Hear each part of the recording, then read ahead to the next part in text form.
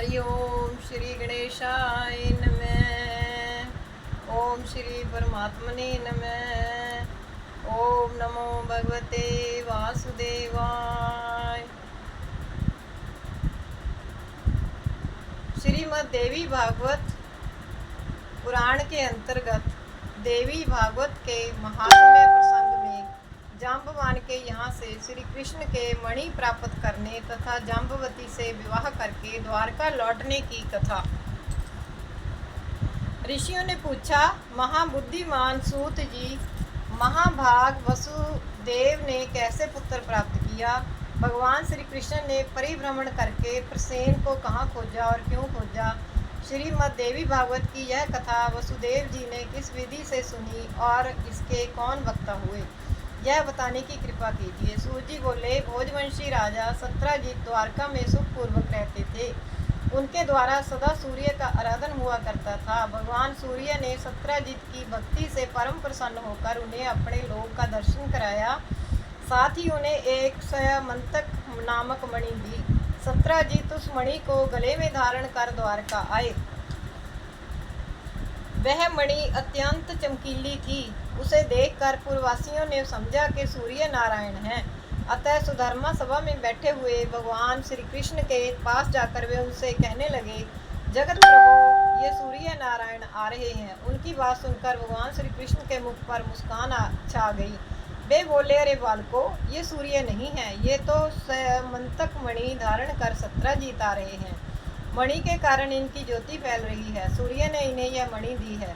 तदनंतर सत्राजित ने ब्राह्मणों को बुलाकर उनसे स्वस्ति वाचन कराया, मणि की पूजा की और उस मणि को अपने भवन में स्थापित कर दिया। प्रतिदिन 8 बार स्वर्ण देने वाली वह मणि जहाँ रहती थी, वहाँ महामारी, दुर्भिक्ष एवं अन्य उत्पाद संबंधी वह कभी नहीं ठहर सकते थे। सत्राजित के एक भाई थे, उनका नाम प्रसेन था। एक बार वे उस मणि को गले में धारण कर घोड़े पर सवार हुए और शिकार खेलने के लिए वन को चल पड़े। उन्हें सिंह ने देखा और घोड़े सहित मार कर मणि ले ली। ऋक्षराज जाम्बवान बड़ा बली था।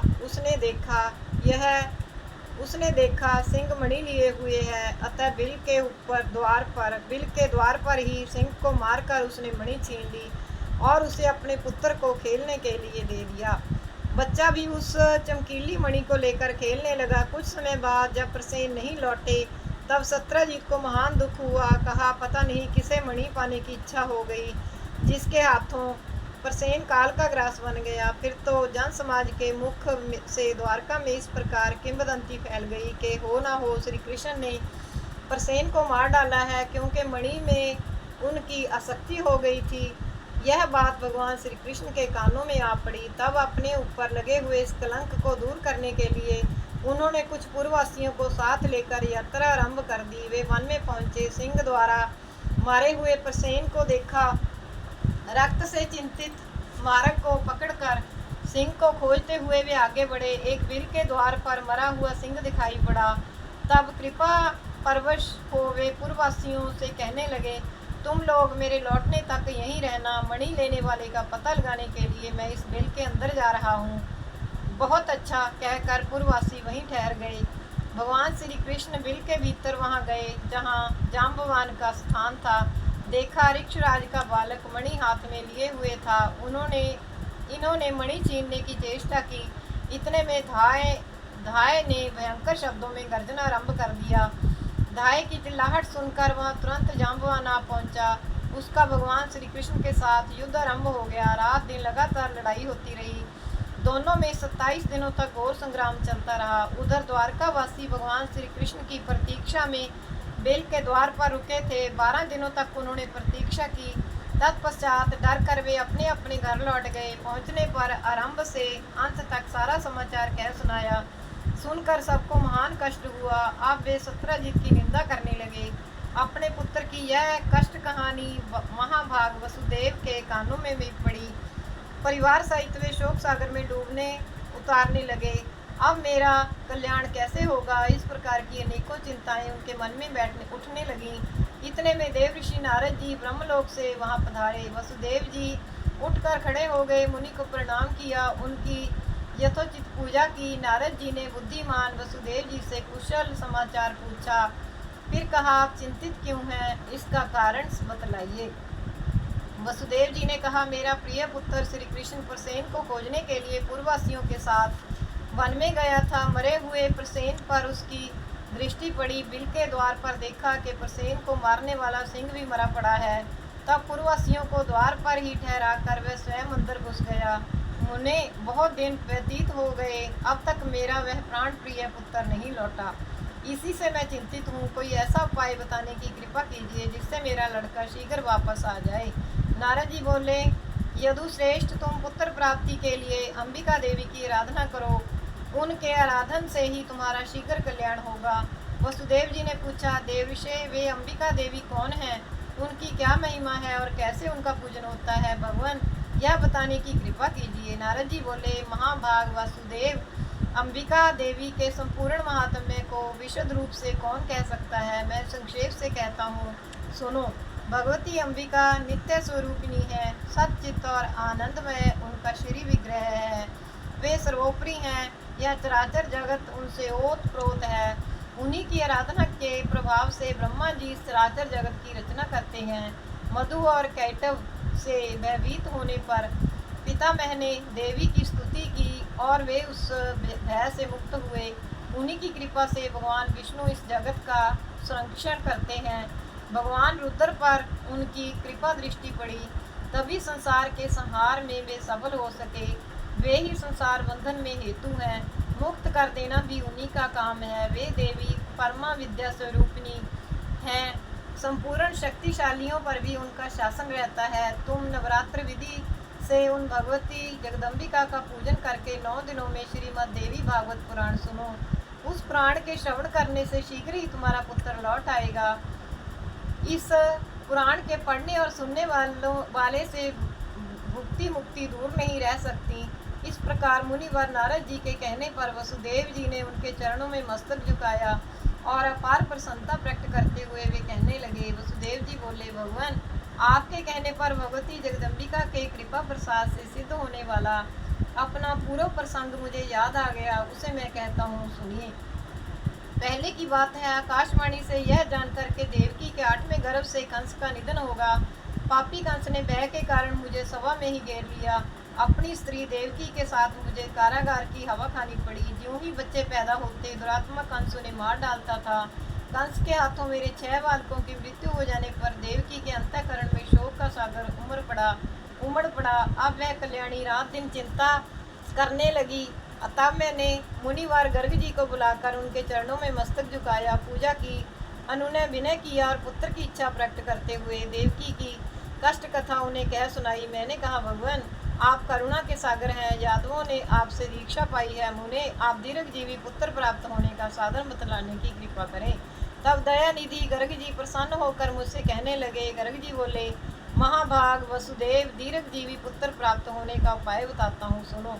भगवती दुर्गा भक्तों का दुख दूर करने वाली है और कल्याण स्वरूपिणी है।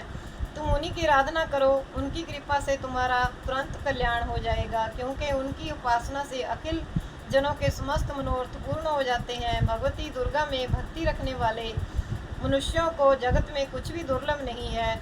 मुनि के यों कहने पर हम पति पत्नी दोनों के हृदय में अपार हर्ष छा गया। मैंने अत्यंत भक्तिपूर्वक उनको प्रणाम किया और हाथ जोड़कर कहा, भगवान, आप परम दयालु हैं। यदि मुझ पर आपकी कृपा हो तो मथुरापुरी में रहकर ही आप मेरे लिए भगवती जगदम्बिका की आराधना आरंभ कर दीजिए। महामते, मैं कंस के यहाँ बंदी बना हूँ।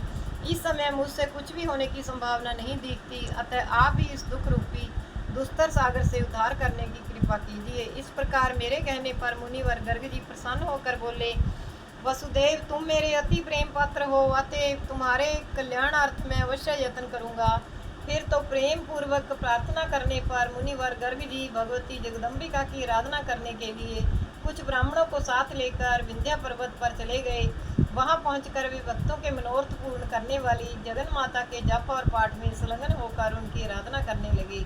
अनुष्ठान समाप्त होने पर आकाशवाणी हुई, मुने, मैं प्रसन्न हूँ, तुम्हारा कार्य अवश्य सिद्ध होगा। पृथ्वी का भार दूर करने के लिए मैंने श्री विष्णु को आदेश दिया है। वसुदेव के यहाँ देवकी के गर्भ से वे अपना अंशावतार ग्रहण करेंगे। उनके प्रकट होते ही वसुदेव जी कंस के डर से उन्हें लेकर गोकुल में नंद जी के घर पहुंचा देंगे। साथ ही यशोदा जी की कन्या को ले जाकर अपने यहाँ आए हुए कंस को दे देंगे और कंस उस कन्या को जमीन पर दे मारेगा। इतने में ही वह कन्या कंस के हाथ से छूट जाएगी। उसका अत्यंत मनोहर रूप हो जाएगा। मेरा ही अंशु विग्रह धारण करके वह विंध्यगिरी पर जाकर जगत के कल्याण में संलग्न हो जाएगी। इस प्रकार आकाशवाणी सुनकर मुनिवर गर्ग जी ने भगवती जगदम्बिका को प्रणाम किया। अत्यंत प्रसन्न होकर वे मथुरापुरी में आए। मैंने उनके मुख से देवी का वरदान सुना। सुनते ही हम पति पत्नी दोनों को बड़ी ही प्रसन्नता हुई। मेरे हृदय में आनंद का समुद्र उमड़ पड़ा। तभी से भगवती जगदम्बिका का उत्तम महात्म्य मैं जानता था। देवऋषि, आज भी आपके मुखारविंद से वही महात्म्य मैं सुन रहा हूँ। अतः प्रभु, आप ही मुझे श्रीमद् देवी भागवत सुनाने की कृपा कीजिए। देवऋषि, आप दया के सागर हैं। मेरे सौभाग्य से ही आपका यहाँ पधारना हुआ है। वसुदेव जी का कथन सुनकर नारद जी प्रसन्न हो गए। शुभ दिन और शुभ नक्षत्र में उन्होंने कथा आरंभ कर दी। कथा की निर्विघ्न समाप्ति के लिए अनेकों ब्राह्मण निवारण जप करने लगे। कुछ ब्राह्मणों ने मार्कंडे पुराणोक्त दुर्गा सप्तशती का पाठ प्रारंभ कर दिया। नारद जी ने प्रथम स्कंद से कथा आरंभ की। वसुदेव जी भक्तिपूर्वक सुनते रहे। 9वें दिन कथा प्रसंग समाप्त हुआ। महाभाग वसुदेव जी ने प्रसन्न होकर पुस्तक और कथावाचक की यथोचित पूजा की। उस समय भगवान श्री कृष्ण का जाम्बवान के साथ बिल में युद्ध चल रहा था। पश्चात भगवान श्री कृष्ण के मुष्टि प्रहार से जाम्बवान घायल हो गया। उसकी देह रक्त से सन गई। जब चेत हुआ तब उसने भगवान श्री कृष्ण के चरणों में मस्तक झुकाया और अपार श्रद्धा व्यक्त करता हुआ वह उनसे अपना अपराध क्षमा कराने लगा। उसने कहा, भगवान, मैं आपको जान गया। आप ही राघवेंद्र भगवान श्री राम हैं। आपके क्रोध से समुद्र क्षुब्ध हो उठा था। लंका चौपट हो गई और सब परिवार रावण काल का ग्रास बन गया। भगवान, वे ही आप अब श्री कृष्ण रूप से पधारे हैं। मेरी उदंडता क्षमा करें। प्रभु, मैं सब तरह से आपका सेवक हूँ। उचित आज्ञा देने की कृपा करें। जाम्बवान की बात सुनकर जगत प्रभु भगवान श्री कृष्ण ने कहा, ऋक्षराज, इस मणि के लिए यहाँ बिल में आए हैं। फिर तो ऋक्षराज जाम्बवान ने प्रीतिपूर्वक भगवान श्री कृष्ण की पूजा की। अपनी कन्या जाम्बवती का उनके साथ विवाह कर दिया और मणि भी सौंप दी। तब श्री कृष्ण ने जाम्बवती को पत्नी रूप में स्वीकार करके मणि गले में धारण कर ली और जाम्बवान से विदा लेकर वे द्वारका के लिए प्रस्थित हो गए। उसी दिन देवी भागवत की कथा समाप्त हुई। उदार बुद्धि वसुदेव जी ने ब्राह्मणों को भोजन कराकर उन्हें दक्षिणा से प्रसन्न किया। विप्रगण आशीर्वाद दे रहे थे कि उसी समय भगवान श्री कृष्ण मणि धारण किए हुए पत्नी के साथ वहां आ पहुंचे। भार्या साई श्री कृष्णचंद्र को वहां पधारे देखकर वसुदेव प्रभृति जितने लोग थे सबके नेत्र आनंद के आंसू से डबडबा गए और हृदय में हर्ष की बाढ़ सी आ गई। तदनंतर देव ऋषि नारद जी भगवान श्री कृष्ण के आगमन से हर्षित हो श्री कृष्णचंद्र और वसुदेव जी से आज्ञा लेकर ब्रह्म सभा को चल दिए। भगवान श्री हरि का जो यह चरित्र है उसके प्रभाव से अपयश शांत हो जाता है। शुद्ध चित्त होकर निर्मल भक्ति के साथ जो इसे पढ़ता अथवा सुनता है वह पूर्ण सुखी हो जाता है। जगत में उसकी अभिलाषा दूरी नहीं रह सकती और अंत में वह आवागमन से मुक्त हो जाता है। बोल देवी भगवती की जय।